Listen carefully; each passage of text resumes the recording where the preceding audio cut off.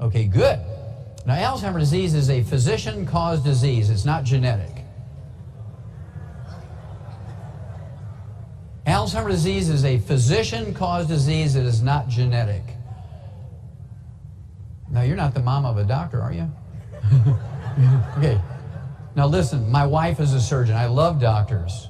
I love doctors, and they do have their place. But in this case, doctors have caused this disease. 40 years ago, Alzheimer's disease didn't exist even by another name. Alzheimer's disease did not exist 40 years ago even by another name. Today, it's the number 4 killer of adults over the age of 65. So just a short period of time, it's become a huge, huge problem for industrialized countries. 85% of all Alzheimer's disease is diagnosed in the world. I'm going to repeat that. 85% of all Alzheimer's disease diagnosed in the world is diagnosed in America. It's an American disease created by American doctors. Because 75% of your brain weight is a fatty insulation material called myelin. How many of you have heard of myelin? Okay, good. Myelin makes up 75% of your brain weight. It's the white matter of the brain, the gray matter, the thinking cells and the memory cells sitting on top of the white matter, which is this white fatty insulation material, makes up 75% of your brain weight. And when the myelin goes away, you get Alzheimer's disease because the naked nerve fibers all shard out, and they look for nerve tangles with the CAT scans, and that's how they diagnose Alzheimer's disease. Well, Alzheimer's disease is caused by this myelin going away. Myelin makes up 75% of your brain weight, and myelin is 100% cholesterol. So if you're on a cholesterol-restricted diet, you're taking cholesterol-lowering drugs, guess what you're going to get? Alzheimer's disease. So you have to dump the cholesterol-lowering drugs. You have to start eating 10 eggs a day, no fried foods, no margarines, no cooking oils, and take the Mighty 90. You take the Mighty 90, and the odds of you getting Alzheimer's disease is zero. Zero. Why don't you think about your grandparents? Think of all the eggs and all the cooking they did in lard and everything. They didn't have Alzheimer's disease. They died at 92, 110, stuff like that. Okay, next. This is the U.S. News World Report, February of this year, 2010, and they're talking about the 80 million baby boomers coming along, living to be 100. In that upper right-hand corner there, it's a summary of one of the chapters. It says 7 habits that you can do to lower your risk of Alzheimer's disease. That tells you right there that Alzheimer's disease is not genetic. Because there's no habit you can do that's going to reduce the risk of a genetic disease. See, they know it. 7 habits that you can do that's going to reduce your risk of getting Alzheimer's disease. Don't eat fried foods. Don't eat processed meats with nitrates and nitrites. Take the Mighty 90, and you won't get it. Next. That's just some of that myelin. Shows all that fatty stuff around those nerve fibers. Next. There's a tidal wave coming of Alzheimer's disease because there's 80 million baby boomers coming along who did whatever the doctors told them. I want to live to be 100. I'm a baby boomer. We want to be the first generation where everybody lives to be 100. Will you lower your cholesterol and you'll live to be 100? Give me, give me, give me. I want the newest cholesterol-lowering drug. Give me an overdose of that one, Doc. Well, the unintended consequence is low T, ED, and if you could remember, Alzheimer's disease. Next. Costs $12,000 a month to maintain an Alzheimer's patient. And you're going to pay for it. You are literally going to pay for it out of your Social Security checks when you get there.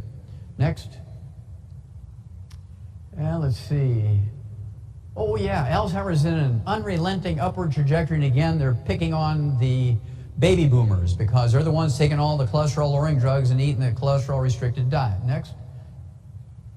Ultra-fat diet is actually therapeutic. I've been doing this for things like MS, multiple sclerosis, Lou Gehrig's disease, Parkinson's disease, dementias, including Alzheimer's disease.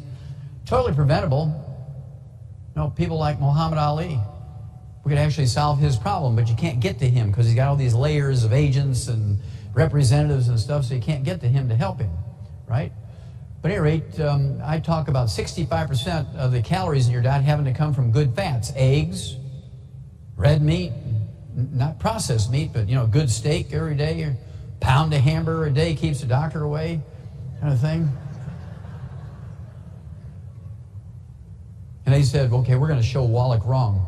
What they found out was they could get rid of all those diseases by giving you 90% of your calories coming from fat. 90% of your calories, and that's from the medical school of New York City.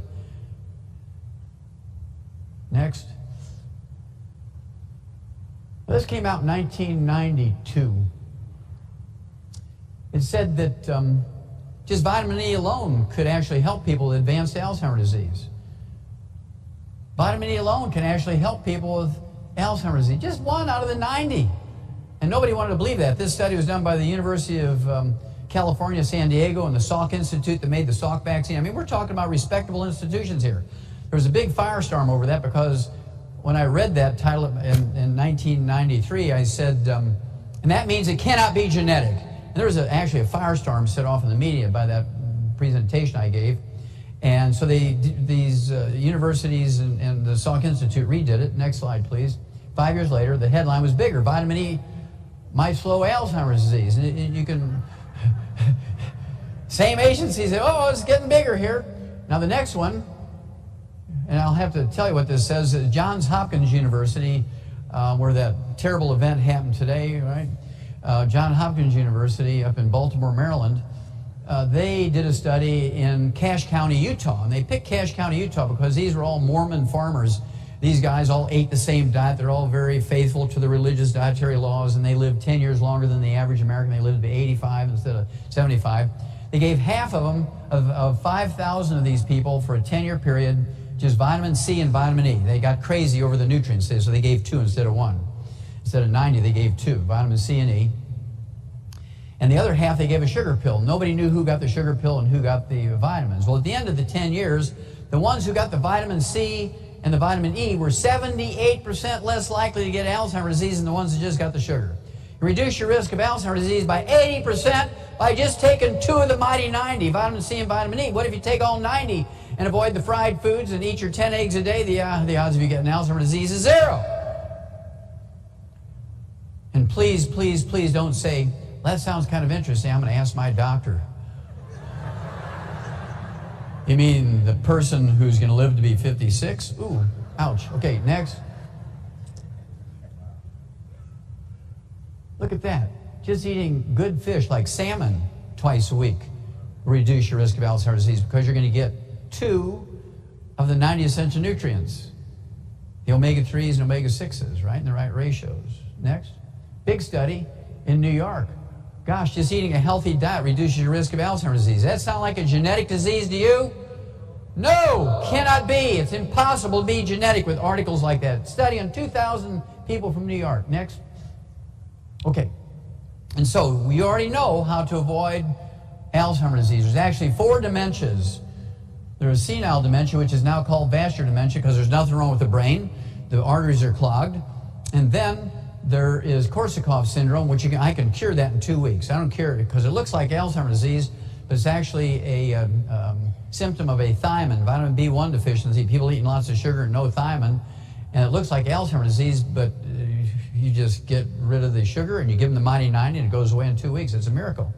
Then there's Wernicke-Korsakoff's disease, where it's actually MS, multiple sclerosis, and Korsakoff syndrome. That's easy to take care of. And then, of course, there's Alzheimer's disease. So I like to nutritionally treat them and prevent them by giving everything that would cover all 4. Don't try and cherry pick one. Well, I'm going to prevent Alzheimer's disease. You get the other 3, right? So you don't cherry pick it.